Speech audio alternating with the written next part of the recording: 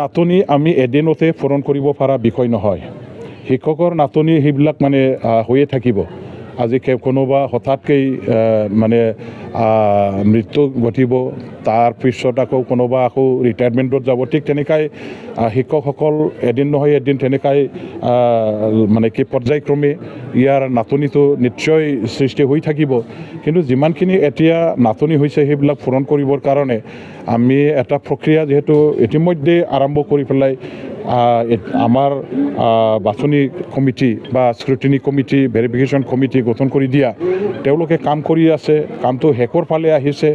অন্তিম পৰ্যায়ৰ যিখিনি আমাৰ কৰিব লগা আছে, আমাৰ মানে মাৰ্কশ্বিট ভেৰিফিকেশ্যন কৰা এই কাম চলাৰ পাছত সোনকালে আমি 984 পোষ্টৰ এগেইনষ্টত এপইণ্টমেণ্ট দিবৰ কাৰণে এটা পদক্ষেপ লোৱা হৈছে। মই ভাবোঁ কাম ক্ষিপ্ৰতাৰে যিহেতু চলি আছে আৰু যিমানে সোনকালে শেষ হ'ব ইমানেই আমি সোনকালে এপইণ্টমেণ্ট দি পেলাই শিক্ষকৰ নাটনিটো পূৰণ কৰিবৰ কাৰণে ব্যৱস্থা হাতত ল'ম।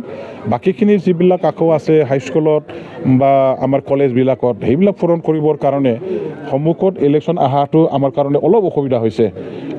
25ৰ পৰা 28ৰ ভিতৰত যিটো আমাৰ ইলেকশ্যন নটিফিকেশ্যন জাৰি কৰাৰ এটা সম্ভাৱনা আছে আৰু সেইখিনি আমাৰ অধিসূচনা জাৰি কৰাৰ পাছত শিক্ষক নিযুক্তি দিয়াৰ কাৰণে যিখিনি পদক্ষেপ ল'ব লগা আছিল সেইটো স্তব্ধ হৈ যাব। গতিকে আফটাৰ ইলেকশ্যন আমি কলেজ বা আমাৰ হাইস্কুলবিলাকৰ যিমান আছে পোষ্ট খালী সেইবিলাক ফিল আপ কৰিবৰ কাৰণে আমি নতুনকৈ আকৌ প্ৰক্ৰিয়া আৰম্ভ কৰিম। ইয়াৰ কাৰণে অলপ সময় লাগিব।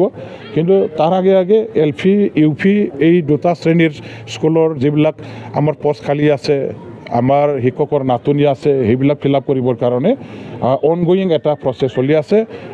আমাৰ নাম্বাৰ ভেৰিফিকেশ্যন কৰা, মাৰ্কশ্বিট ভেৰিফিকেশ্যন কৰা, বিভিন্ন ধৰণৰ ভেৰিফিকেশ্যন কৰা, এই কামটো এতিয়া অন্তিম পৰ্যায়ত আহিছে।